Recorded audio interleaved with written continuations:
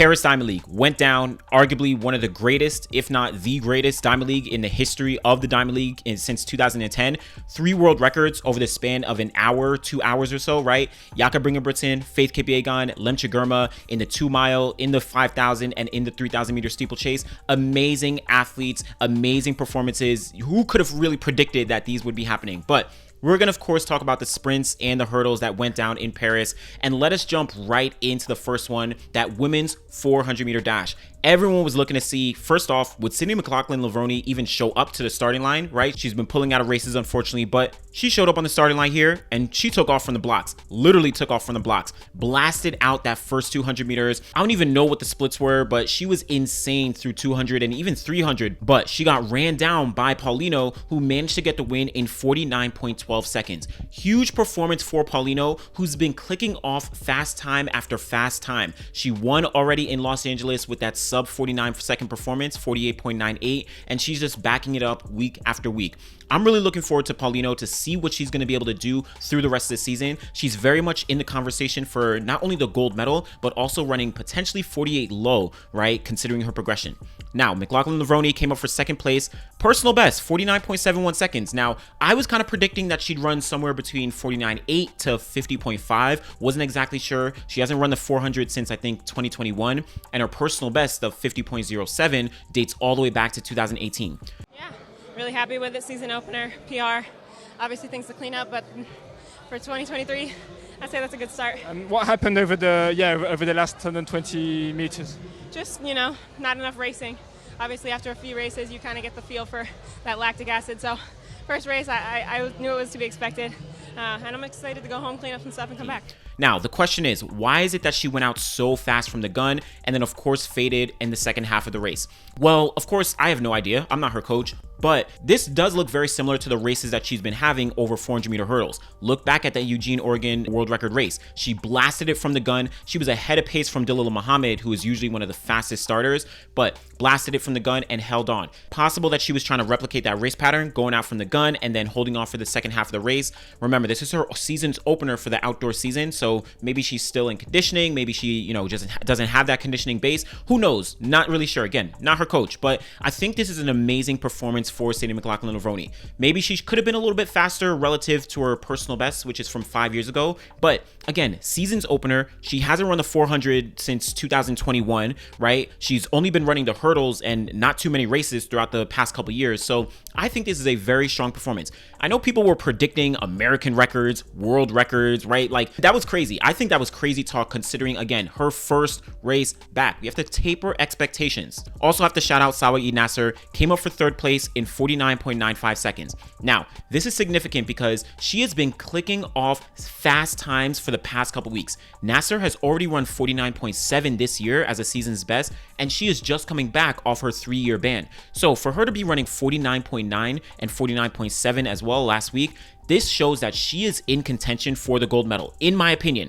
She already has run 48.1, right, in 2019, and the fact that she's just getting back, already running 49 seconds, who knows what she's going to be able to do. So my opinion, Paulino and Sawa Nasser, they're probably the co-favorites for the gold medal, but Paulino is definitely the edge-on favorite for that gold medal in the 400 meters. Let's move over to that men's 100-meter dash. Now, we were looking for Marcel Jacobs. We were looking for Fred Kerley. Both of them were supposed to go head-to-head. Fred Kerley has been racing. He ran in Australia, in Asia, in Africa, in Europe, and he's been winning. It's not his fault that, right, he's already been running his races. Now he's going back to US. Going to see him at the New York Grand Prix. But Marcel Jacobs, he finally showed up to run. And, I don't know, wasn't the performance we were looking for. Noah Lyles took the win here in a very, very strong 9.97 seconds. Amazing performance for Lyles because not only is this a win in the 100 meters, but it's also his equal 10th best performance of his entire career.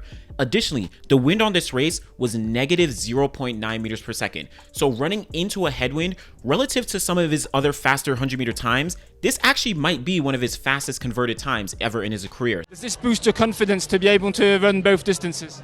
Yeah, in my head, I know I could do it. Of course, there's people who think I can't, but that's for them to decide. They can lose money on that bet. I think that I've been showing that I can do both. I've only lost to one person, and that's Christian Coleman. And I've come out and faced the top in the world. All I gotta do is, knock a few more people out and win races.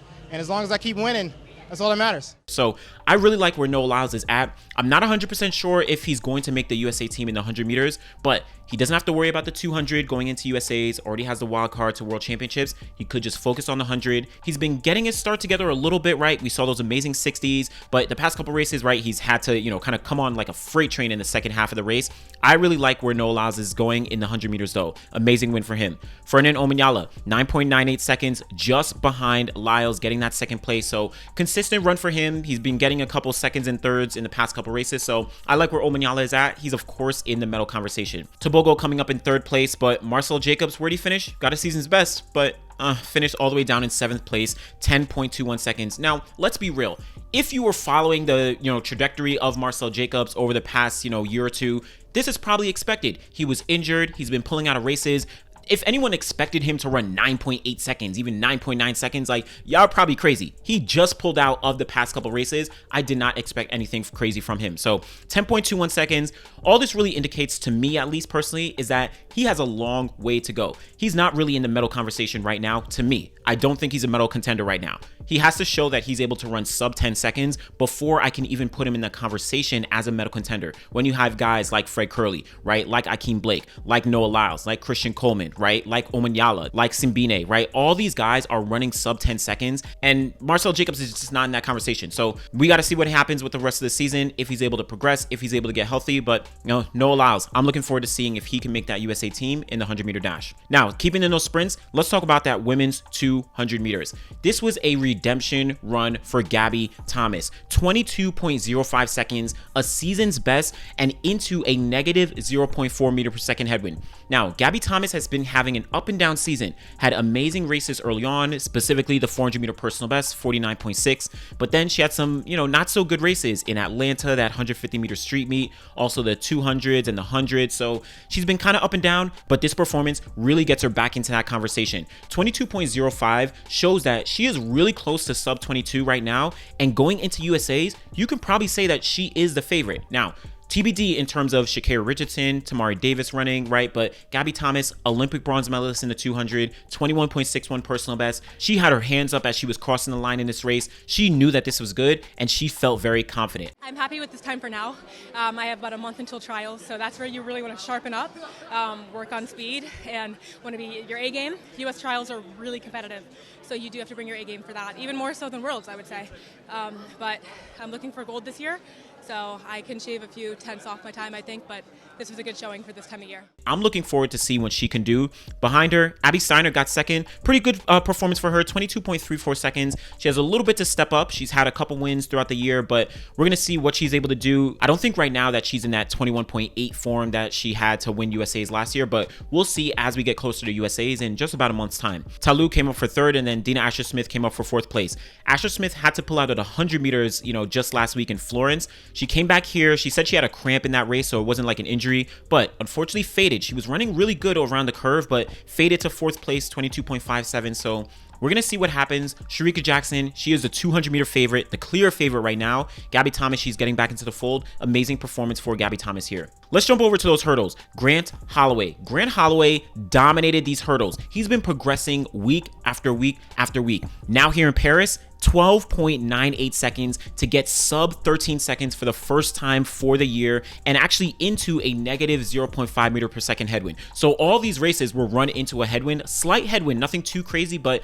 it shows that these athletes have a lot more to give. Now, this 12.98 seconds is actually the fastest time Grant Holloway has run since the Olympic trials in 2021. Remember when he ran that 12.81 seconds, just off the world record in the 110 meter hurdles. Additionally, this is his equal third fastest performance of his entire career. So Grant Holloway, again, making that progression. He's feeling confident. He's loving the progression that he's making throughout the season. I'm getting better and better each week. Did 13.12 to 13.05 to 13.03 to 12.98. So my progression as I've been over here, I've been doing nothing but getting better, and that's the Grant Holloway recipe. and he's looking forward to USA's, where he'll probably run the hurdles, but of course he has the wild card to World Championships, so he doesn't have to run. But I'm looking forward to the head-to-head with him, with Broadbell. I'm looking forward to what all these guys are going to be doing when they finally meet head-to-head once again. Broadbell got the best of Holloway the last time they ran, right? But Holloway, he's been making progress. Broadbell kind of sat for a little bit, probably recovering, getting ready for their next race. So we'll see what happens in this 110-meter hurdles. I also have to shout out Kwao Matei from France, second place in 13.09 seconds. Huge personal best for him. This guy is, I'll be completely honest, I didn't know him before this race, right? I wasn't really checking for him, but for him to be able to drop a time that's sub 13.10, that's a huge performance, and definitely puts him in the mix in terms of, potential medal contenders, right? If you're talking about running, sub 13.1, that really does put you in the conversation. Not a lot of guys are running, 13 low at the moment right now.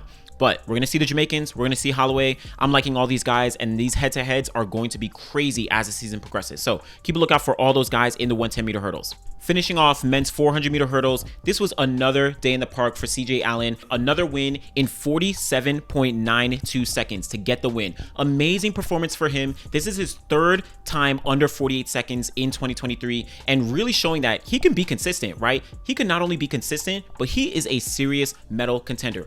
I've continued to PR my entire career. I work my tail off, and I get after it every day, and my times continue to drop. It's been indicative of that over the last, however many years I've started hurdling. So I just say time and consistency, and these sort of opportunities, and a good time. This sub 48 time was bound to happen. Why is he a contender? Well, look at the rest of the men's 400-meter hurdle field. Where's Rai Benjamin? Where's Carson Warholm? Where's Alison Dos Santos, right? The top three guys are not running, just not even running right now. So who knows what the field is actually going to look like? CJ Allen right now is probably, you can debate, he's probably the favorite right now. Until we see Rai Benjamin, he has to make the USA team in about a month. I do think Rai Benjamin is going to get back to it, and he's able to make the team. He, has dealt with injuries, seems like every single year, and he's able to not only make the team, but also medal. But CJ Allen, he's running sub 48 seconds super consistently right now. He's winning races against all the top guys, right? So I'm looking forward to seeing what CJ Allen is able to do.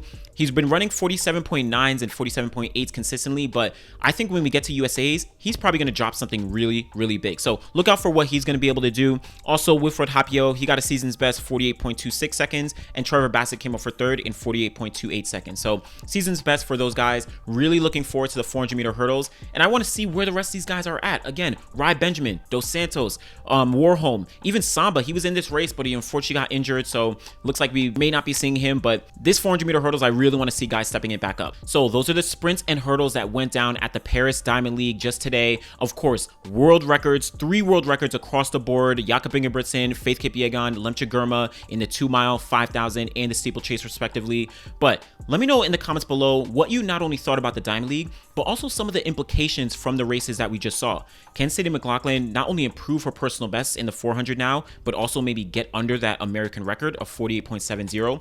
What about Noah Lyles? Can he make that USA team in the 100-meter dash?